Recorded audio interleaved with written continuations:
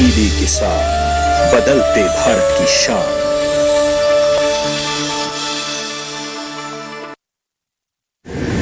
माँ कब आएगा? अभी आएगा। अरे बोलो ना माँ कब आएगा? बोला ना अभी आ जाएगा। ये ले आ गया कुआं। अरे कुआं नहीं माँ, हमारे घर नल से जल कब आएगा? नल से जल? अरे गुड्डी, बहुत जल्दी आएगा पानी। जल जीवन मिशन आ चुका है। हम 1 कदम उठाएंगे तो सरकार 10 कदम उठाएगी। सच? तुम्हारे मुंह में घी शक्कर। घी शक्कर नहीं माँ, स्वच्छ जल। देश के सभी 19 करोड़ घरों में पहुंचेगा पीने का साफ पानी। अब होगा हर घर जल। जल जीवन मिशन, जल शक्ति मंत्रालय, भारत सरकार।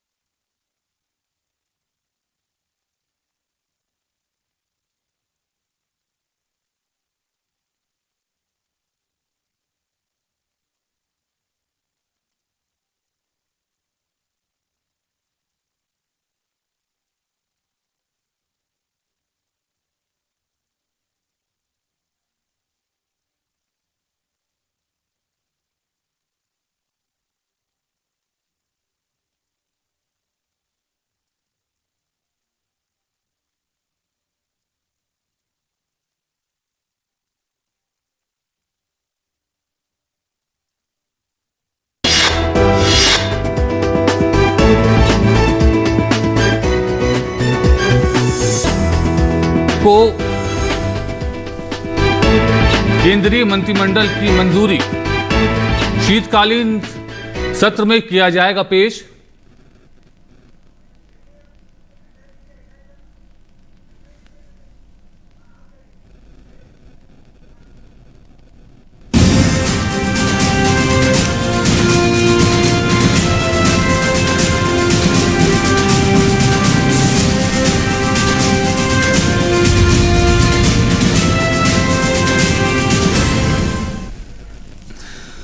नमस्कार, किसान समाचार में आपका स्वागत है। मैं हूं आपके साथ नदीम अंसारी। शुरुआत करते हैं हेडलाइंस के साथ।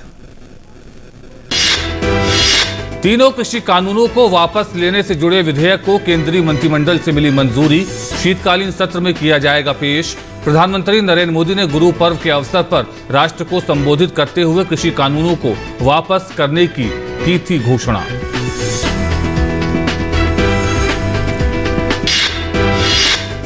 केंद्रीय मंत्रिमंडल ने पीएम गरीब कल्याण अन्न योजना को मार्च 2022 तक बढ़ाने को दी मंजूरी। अगले चरण में इस काम के लिए करीब 53,500 करोड़ रुपए होंगे खर्च। 80 करोड़ से ज्यादा लोगों को होगा फायदा।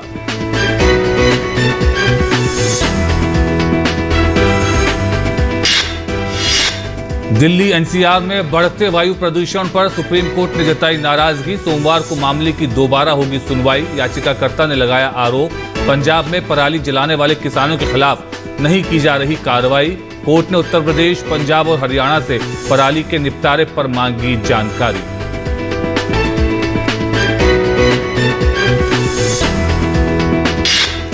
और दक्षिण कश्मीर के रेशम उत्पादन विकास विभाग ने कोकून किसानों के लिए उत्पादन आधारित प्रोत्साहन नामक एक नई योजना की शुरू। विभाग के निदेशक ने कहा, किसानों की आय बढ़ाने के लिए कोकून की फसल की उत्पादकता बढ़ाने की है जरूरत।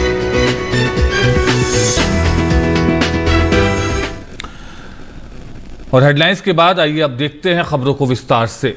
19 तारीख को गुरु पर्व के मौके पर पीएम मोदी ने तीनों कृषि कानूनों को वापस लेने का ऐलान किया था। अब सरकार ने इस दिशा में एक कदम और बढ़ा दिया है। केंद्रीय मंत्रिमंडल ने तीनों कृषि कानूनों को वापस लेने वाले विधेयक को मंजूरी दे दी है और संसद के शीतकालीन सत्र में बिल पेश होगा। देश भर के किसानों ने इस फैसले का स्वागत किया है। कृषि कानून रद्द करने की दिशा में केंद्र सरकार ने बुधवार को पहला कदम उठा लिया। केंद्रीय मंत्रिमंडल की बैठक में तीनों कृषि कानूनों की वापसी वाले विधेयक को मंजूरी मिल गई है। कैबिनेट के फैसलों की जानकारी देते हुए केंद्रीय सूचना और प्रसारण मंत्री अनुराग सिंह ठाकुर ने बताया कि मंत्रिमंडल ने तीनों कृषि कानूनों को वापस लेने की औपचारिकता को पूरा कर लिया है। ये तीनों कृषि कानून, जिसमें पहला कृषि उत्पादन व्यापार और वाणिज्य विधेयक 2020 है, दूसरा मूल्य आश्वासन एवं कृषि सेवाओं पर कृषक सशक्तिकरण एवं संरक्षण अनुबंध विधेयक 2020 व तीसरा जो है आवश्यक वस्तु संशोधन बिल को, इन तीनों को ही वापस लेने की उन्होंने उस समय घोषणा की थी। जब कैबिनेट की बैठक हुई तो उसमें इन सभी औपचारिकताओं को पूरा करके कैबिनेट ने तीनों बिल वापस लेने का जो औपचारिकता है उसको पूरा किया है। अब 29 नवंबर से शुरू हो रहे संसद के शीतकालीन सत्र में इन कानूनों को वापस लेने की प्रक्रिया शुरू की जाएगी। पहले संसद के किसी सदन में इन कृषि कानूनों को वापस लेने का बिल पास होगा और इसके बाद दूसरे सदन में भी इसे पास कराया जाएगा।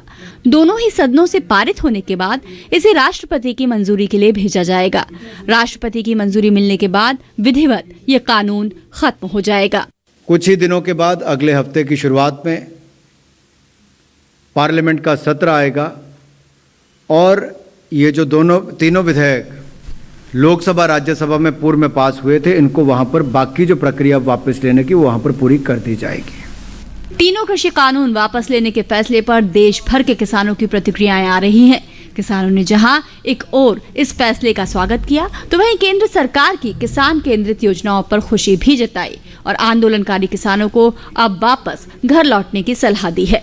हमें बहुत खुशी है कि जो ये कानून कृषि कानून था हमारे प्राइम मिनिस्टर जी ने वापस ले लिया। तो अब हम चाहते हैं कि किसान जो है अपना आंदोलन वो ख़त्म करें और अपने अपने घरों में जाएं, अपना कारोबार करें। इसके लिए हमें सब ने मिलकर प्रधानमंत्री जी का शुक्रिया अदा करना चाहिए। मैं जो किसान भाई इस आंदोलन का हिस्सा बने हुए हैं, जितनी भी जथेबंदियां हैं, मैं उनसे निवेदन करता हूं, विनती करता हूं कि वो सारे ही इस आंदोलन को ख़त्म करके वो अपने काम धंधे में लगें। प्रधानमंत्री नरेंद्र मोदी ने शुक्रवार 19 नवंबर की सुबह 9 बजे राष्ट्र के नाम संबोधन में तीनों कृषि कानूनों को वापस लेने की घोषणा की थी और कैबिनेट की मंजूरी के साथ ही उस ऐलान के क्रियान्वयन की प्रक्रिया शुरू हो गई है। लेकिन सवाल ये बरकरार है कि सरकार की पहल के बाद क्या आंदोलनकारी किसान शांतिपूर्वक घर वापस लौटेंगे? शैलेंद्र मिश्रा के साथ ब्यूरो रिपोर्ट। और बुधवार को केंद्रीय मंत्रिमंडल की बैठक में एक और अहम फैसला लेते हुए सरकार ने प्रधानमंत्री गरीब कल्याण अन्न योजना को 4 महीने तक यानी मार्च 2022 तक और बढ़ा दिया है। राष्ट्रीय खाद्य सुरक्षा अधिनियम के दायरे में आने वाले सभी लाभार्थियों को प्रति व्यक्ति प्रति माह 5 किलो अनाज मार्च तक मुफ्त मिलता रहेगा। देश भर में 80 करोड़ लोगों को अब मार्च 2022 तक अतिरिक्त मुफ्त अनाज हर महीने मिलता रहेगा। मोदी सरकार ने बुधवार को अहम फैसला लेते हुए प्रधानमंत्री गरीब कल्याण अन्न योजना को 4 महीने तक बढ़ा दिया है। अभी इस योजना की मियाद 30 नवंबर 2021 को समाप्त हो रही थी। देश के 80 करोड़ से अधिक गरीबों को मार्च 2022 तक मुफ्त अनाज मिलता रहेगा। प्रधानमंत्री गरीब कल्याण अन्न योजना के तहत पात्र परिवार को अलग से प्रति व्यक्ति 5 किलो अनाज मुफ्त दिया जाता है। 2020 से लेकर अब तक लगभग 15 महीने तक देश के करोड़ों लोगों को देने का काम किया है। उसमें दिसंबर 2021 से लेकर मार्च 2022 तक 4 महीने के लिए बढ़ाने का निर्णय किया गया है। प्रधानमंत्री गरीब कल्याण योजना के विस्तार पर 5वें चरण में खाद्यान्न का कुल उठान 163 लाख मीट्रिक टन रहने की संभावना है। चौथे चरण के सफल समापन के बाद 5वां चरण 1 दिसंबर 2021 से शुरू हो रहा है। राष्ट्रीय खाद्य सुरक्षा अधिनियम के दायरे में आने वाले सभी लाभार्थियों को प्रति व्यक्ति प्रति माह 5 किलो अनाज मार्च तक मुफ्त मिलता रहेगा। गृह मंत्री अमित शाह, रक्षा मंत्री राजनाथ सिंह और बीजेपी अध्यक्ष जेपी नड्डा सहित तमाम नेताओं ने पीएम मोदी की अध्यक्षता में कैबिनेट के फैसले पर आभार जताया है। पूरे कोविड महामारी में हर गरीब की, हर व्यक्ति की चिंता की और 80 करोड़ लोगों को 5 किलो अनाज हर महीने देना, 19 महीने 2,60,000 करोड़ रुपए का खर्चा करना केंद्रीय सरकार द्वारा, जिसके तहत 760 लाख टन अनाज मुफ्त में बांटा गया। ये विश्व का सबसे बड़ा खाद्य सुरक्षा का प्रोग्राम है। जिसका पूरे विश्व में सराहना हो रही है। मोदी सरकार ने मार्च 2020 में घोषणा की थी कि 80 करोड़ लाभार्थियों को प्रधानमंत्री गरीब कल्याण अन्न योजना के तहत प्रति व्यक्ति प्रति माह के हिसाब से 5 किलो अतिरिक्त अनाज मुफ्त दिया जाएगा। प्रधानमंत्री के हम लोगों की तरफ से बहुत बहुत धन्यवाद है। जो इतना 2 साल से लॉकडाउन लगा हुआ था, हम लोगों के फ्री दाना मिला और मोदी सरकार ने हम लोग के कनक मिलता है। हम लोग के पैसा भी मिला था 1500 रुपया। हम लोग के खाने पीने के सब चीज़ की सुविधा बहुत अच्छा है। फिर से अब मिलने वाले हैं, राशन अभी मिलते हैं फ्री, तो हम लोग समस्या तो हल कर दिए उन्होंने। अपना जीवन का साधन मिल गया और ये लोग अपना जीविका किसी तरह से उस पीरियड में बिताए और उन लोग को इससे बहुत ही फायदा हुआ। अब तक PMGKAY 1 से 4 चरण तक राज्यों, केंद्र शासित प्रदेशों को कुल मिलाकर लगभग 600 लाख मीट्रिक टन का आवंटन किया गया है, जिस पर करीब 2.07 लाख करोड़ रुपए की खाद्यान्न सब्सिडी दी गई है। मोदी सरकार के इस योजना के मार्च तक विस्तार से 80 करोड़ लोगों को काफी राहत मिलेगी। अभिषेक सिंह और शैलेंद्र मिश्र के साथ ब्यूरो रिपोर्ट। दिल्ली में वायु प्रदूषण पर बुधवार को सुप्रीम कोर्ट में सुनवाई हुई, जिसमें सॉलिसिटर जनरल तुषार मेहता ने कोर्ट को अब तक उठाए गए कदमों की जानकारी दी।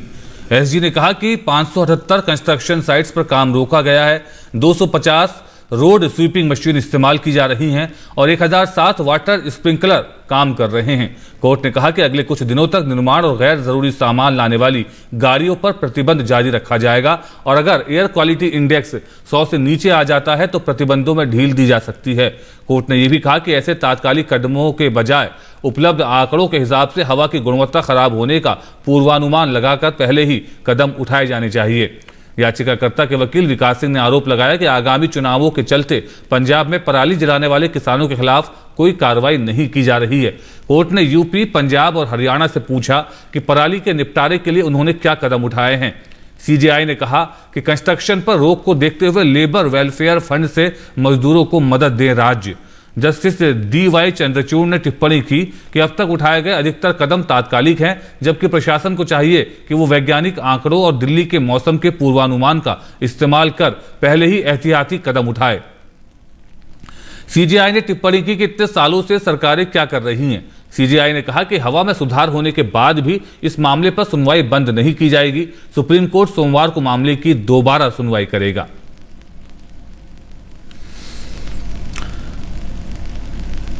रेशम उत्पादन विकास विभाग SDD ने दक्षिण कश्मीर के अनंतनाग और कुलगाम जिलों के कोकून किसानों के लिए उत्पादन आधारित प्रोत्साहन नामक एक नई योजना शुरू की है। इस योजना का उद्घाटन SDD जम्मू कश्मीर के मंजूर अहमद कादरी ने जिला विकास परिषद DDC के अध्यक्ष अनंतनाग M यूसुफ गोरसी और रेशम विकास विभाग कश्मीर डिवीजन के अन्य अधिकारियों की उपस्थिति में अनंतनाग में किया। इस अवसर पर निदेशक ने किसानों को योजना के बारे में जानकारी दी और कोकून किसानों को अतिरिक्त जोश के साथ काम करने पर जोर दिया ताकि किसानों की आय बढ़ाने के लिए कोकून की फसल की उत्पादकता बढ़ाने के उद्देश्य को प्राप्त किया जा सके। महकमा सेरीकल्चर की बहुत सारी स्कीम्स जो फील्ड में इस वक्त चल रही हैं, उनका मकसद ही ये है कि किरमकश को इसकी तरफ से ज़्यादा से ज़्यादा रागिब किया जाए किरमकशी की तरफ, और जो यहाँ पर हमारी पुरानी हेरिटेज इंडस्ट्री थी इसको हम बहाल रखें, इसका जो पुराना जो इसका दबदबा था उसको बहाल रखें। तो आज महकमे की तरफ से यहाँ पर एक और स्कीम लॉन्च की गई जिसका मकसद है कि किरमकश को उसकी प्रोडक्शन की बुनियाद पर, उसकी प्रोडक्शन की बेसिस पर इंसेंटिव दिया जाए।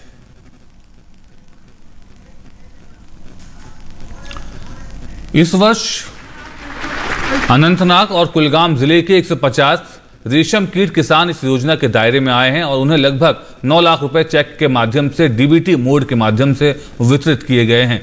कोकून किसानों ने रेशम उत्पादन विकास विभाग द्वारा उठाए गए इस कदम की सराहना की, क्योंकि इस योजना से उन्हें अपना उत्पादन बढ़ाने में मदद मिलेगी और उनकी आय भी बढ़ेगी। अध्यक्ष DDC अनंतनाग M यूसुफ गोरसी ने किसानों की आर्थिक स्थिति के उत्थान में रेशम उत्पादन विभाग की भूमिका की सराहना की। उन्होंने कहा कि ऐसी योजनाएं लोगों को अस्थायी उद्यम स्थापित करने के लिए एक मंच प्रदान करती हैं और लोगों को आगे आना चाहिए और ऐसे अवसरों से अधिकतम लाभ प्राप्त करना चाहिए। एक सनत है करीम कशी की, और इसका जो खासकर रेशम जो बनता है वो इधर कश्मीर से ही बनता है, और इसकी एक पहचान हमारी जो है एक बहुत अच्छा ये हम कर सकते हैं इसमें। और हमारे पास ऐसे वसाइल भी हैं, ज़मीन बहुत सारी है, और मैंने महकमे से भी यही कहा, और इंशाल्लाह हम कोशिश करेंगे आगे ये प्रोग्राम जो है जैसे आज डिस्ट्रिक्ट लेवल पे हुआ तो हम इसको तहसील लेवल और ब्लॉक लेवल तक लेके जाएंगे ताकि लोगों को जानकारी हो कि इससे हमें क्या फ़ायदा मिल सकता। लगभग 50 साल से किरमकशी से वाबस्ता हूँ।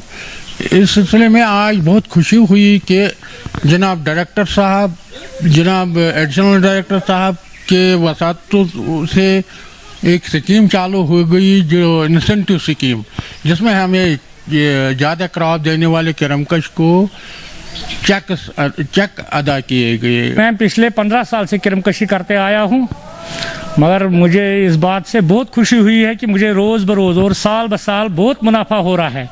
इस साल गवर्नमेंट ने जो स्कीम इंसेंटिव बेसिस लॉन्च की थी, मुझे इस साल 23 किलो 900 ग्राम गुंचे मिल गए। हम बहुत खुश हो गए। यहाँ ये डायरेक्टर साहिबान, ये सब अफसर साहिबान आए हैं, उन्होंने हमारे सब ताउन दिया है कि एब्सेंट टू ये गुच्चियों की 45 किलो गुच्चियाँ मेरे को निकली है। उन्होंने इनाम दिया, हर किसी को चलाया है। केंद्र सरकार द्वारा तीनों कृषि कानून वापस लिए जाने के फैसले पर देश भर से किसानों की मिलीजुली प्रतिक्रिया आ रही है। जहां एक तरफ किसानों ने केंद्र सरकार के इस फैसले का स्वागत किया है, तो वहीं दूसरी तरफ बड़ी संख्या में ऐसे किसान भी हैं जो ये मानते हैं कि ये कृषि कानून वास्तव में किसानों के हित में थे। लेकिन आंदोलनकारी किसान इस बात को समझ नहीं पाए। बावजूद इसके देश भर के किसान अब आंदोलनकारी किसानों से अपने घर और खेतों पर लौटने की अपील कर रहे हैं। देखिए ये ग्राउंड रिपोर्ट।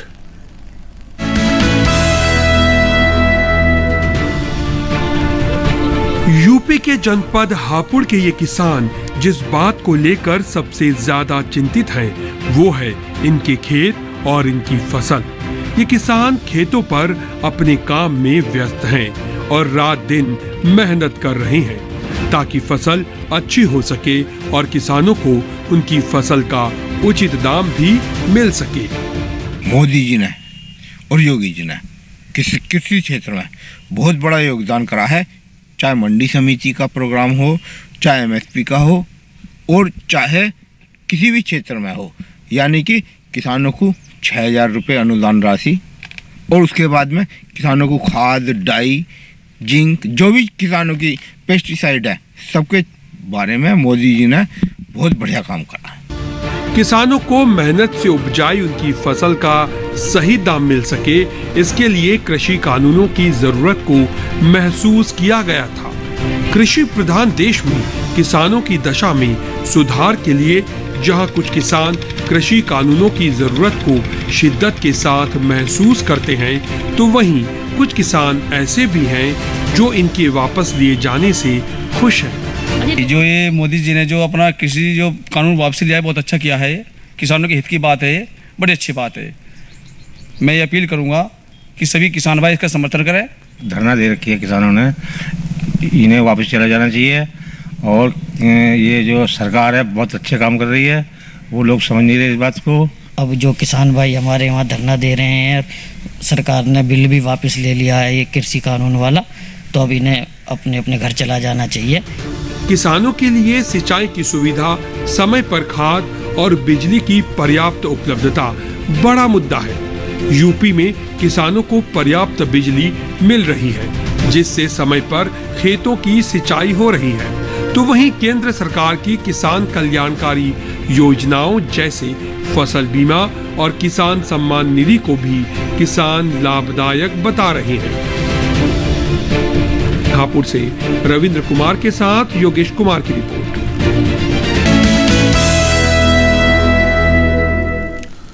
और केरल में बुधवार शाम तेज बारिश से इडुक्की और मुल्ला पेरियार बांधों का जलस्तर बढ़ गया है। मुल्ला पेरियार बांध में पहले से खुले 5 द्वारों के अलावा कल रात 2 और शटर खोले गए। इन जलाशयों से करीब 4,000 क्यूसेक पानी छोड़ा जा रहा है। बाद में इस समय जलस्तर 141.60 फीट है। इडुक्की जिला कलेक्टर ने पेरियार नदी के किनारे रहने वाले लोगों को सतर्क रहने की चेतावनी दी है। इस बीच जिले में कल्चर बांध के 2 शटर भी खोल दिए गए, जिनसे 10 क्यूसेक पानी छोड़ा गया। पानी छोड़े जाने को लेकर कल्लार और चिन्नार नदियों के किनारे रहने वाले लोगों को अलर्ट कर दिया गया है। देश में जल, जंगल और जमीन के साथ पहाड़ों में मौजूद वन संपदा को संरक्षित करने की जरूरत है। हिमालय में दरकते पहाड़ और बाढ़ जैसी विभीषिकाओं से निपटने के लिए भारत सरकार के मिशन जल संरक्षण के लिए काम करने वाले जल विशेषज्ञ अमरनाथ ने कहा कि आज पहाड़ों की जैव विविधता को संरक्षित कर जाना सहभागिता से काम करने की जरूरत है। उत्तर प्रदेश लखीमपुर खीरी में बुधवार को, और आइए अब देखते हैं मंडी से जुड़ी खबर मंडी खबर में।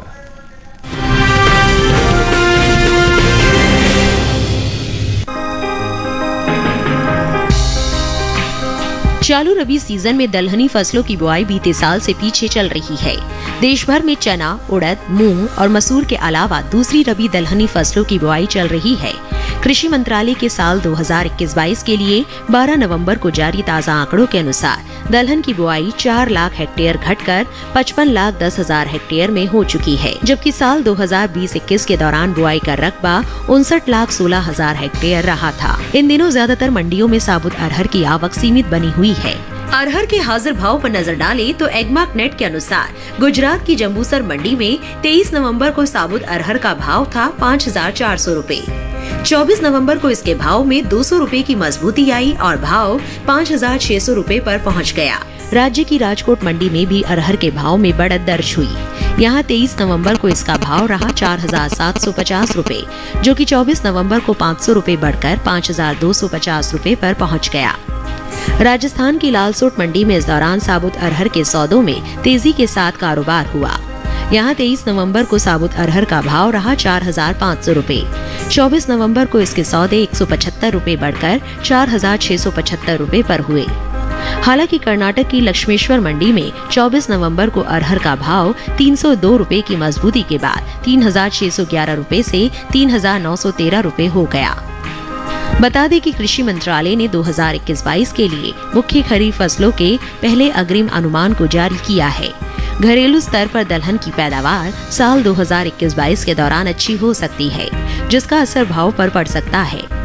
साल 2021-22 के दौरान कुल दलहन उपज 9.45 मिलियन टन अनुमानित है। यह 8.06 मिलियन टन की औसत दलहन पैदावार की तुलना में 1.39 मिलियन टन अधिक है। वहीं तुर की उपज पर नजर डालें तो साल 2021-22 के दौरान खरीफ तुर की पैदावार 4.43 मिलियन टन होने का अनुमान जताया गया है।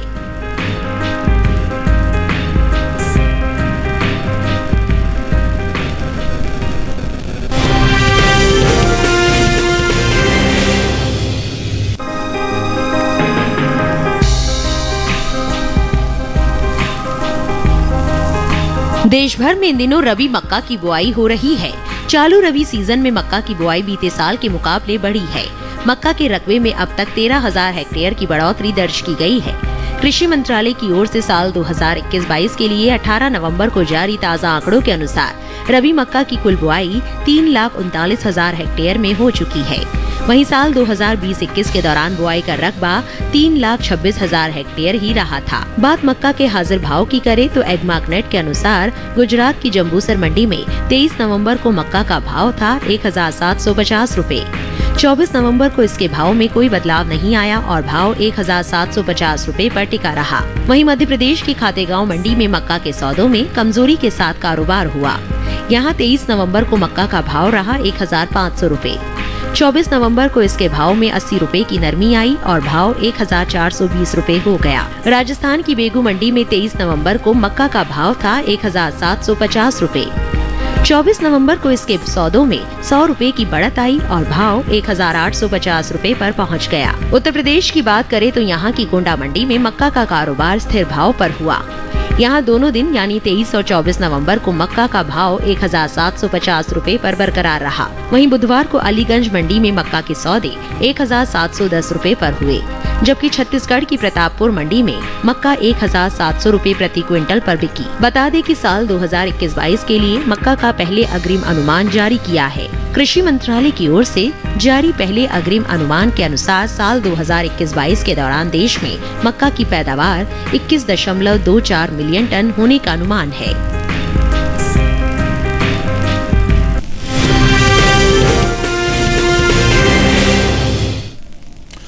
और मंडी खबर के बाद अब बारी है मौसम खबर की। इस रिपोर्ट में आपको दिखाते हैं कि इस मौसम में कैसे रखें अपनी फसलों का ध्यान।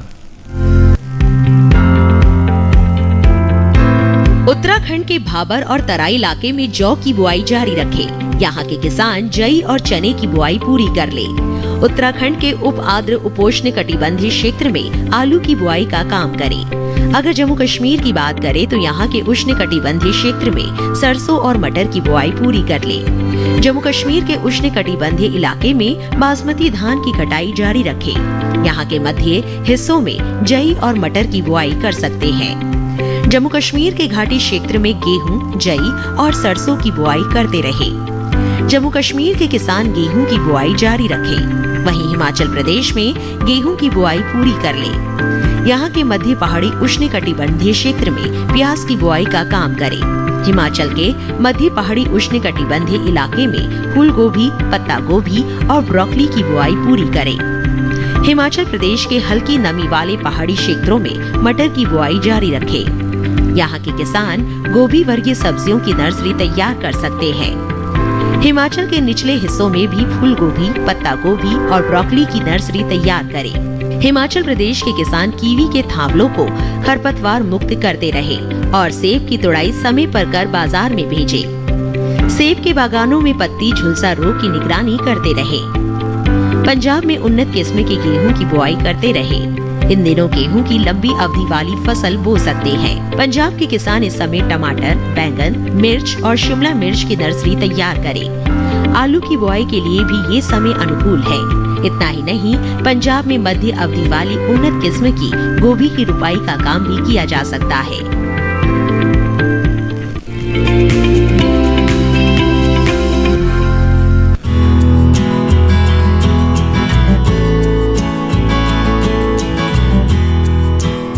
गेहूं की पैदावार के लिए बहुत ज्यादा तापमान की जरूरत नहीं पड़ती है। सूखा या जलवायु परिवर्तन इसकी पैदावार को काफी प्रभावित करते हैं। ऐसे में अच्छी उपज के लिए मौसम की अहम भूमिका होती है। वैसे उन इलाकों में गेहूं की पैदावार अच्छी होती है जहां गेहूं के बढ़ने के समय मौसम ठंडा और नम हो, जबकि फसल पकने और कटाई के समय मौसम सूखा और गर्म हो। इसके बीज के अंकुरण के लिए 20 से 25 डिग्री सेल्सियस तापमान अच्छा माना जाता है, जबकि इसकी उपज के लिए 100 सेंटीमीटर से कम और 75 सेंटीमीटर से ज्यादा वर्षा की जरूरत पड़ती है। यही वजह है कि गेहूं की बुआई अक्टूबर से लेकर दिसंबर तक की जाती है। गेहूं की बुआई से पहले किसानों को कुछ बातों को ध्यान में रखना चाहिए कि जिन बीजों की वो बुआई करें वो बीज साफ, स्वस्थ और प्रमाणित हो। जहाँ तक सवाल मिट्टी का है तो गेहूं की खेती कई तरह की मिट्टी में की जा सकती है, लेकिन दोमट मिट्टी इसके लिए सबसे अच्छी मानी जाती है। प्रजाति का चयन क्षेत्रीय अनुकूलता और समय विशेष के अनुसार करें। इसके अलावा मिट्टी के परीक्षण के बाद सही समय पर सही विधि से संतुलित मात्रा में उर्वरकों का इस्तेमाल करें तो किसान अच्छी पैदावार ले सकते हैं। अगर गेहूं की बुआई सीड्रिल से की जाए तो इससे उर्वरक और बीज की बचत की जा सकती है। असिंचित गेहूं की बुआई का समय 15 अक्टूबर से 31 अक्टूबर है। हालांकि इस अवधि में बुआई तभी संभव है जब सितंबर माह में पर्याप्त वर्षा हो चुकी हो। इससे भूमि में जरूरी नमी बनी रहती है। सिंचित गेहूं के लिए नवंबर का पहला पखवाड़ा सही होता है। इसमें बीज को 2 से 3 सेंटीमीटर की गहराई में बोना चाहिए, जिससे अंकुरण के लिए पर्याप्त नमी मिलती रहे। कतारों से कतारों की दूरी 20 सेंटीमीटर रखना चाहिए। इसके लिए बीज की मात्रा औसतन 100 किलोग्राम प्रति हेक्टेयर सही रहती है। वहीं 15 से 20 दिसंबर तक पछेती किस्मों की बुआई जरूर पूरी कर लेनी चाहिए। इसकी बुआई के लिए औसतन 125 किलो बीज की जरूरत होती है। इसमें कतार की दूरी 18 सेंटीमीटर रखें।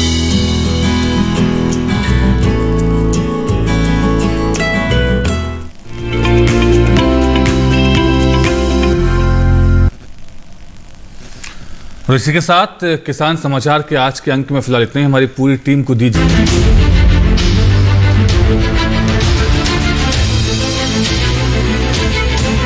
मन की बात। माननीय प्रधानमंत्री श्री नरेंद्र मोदी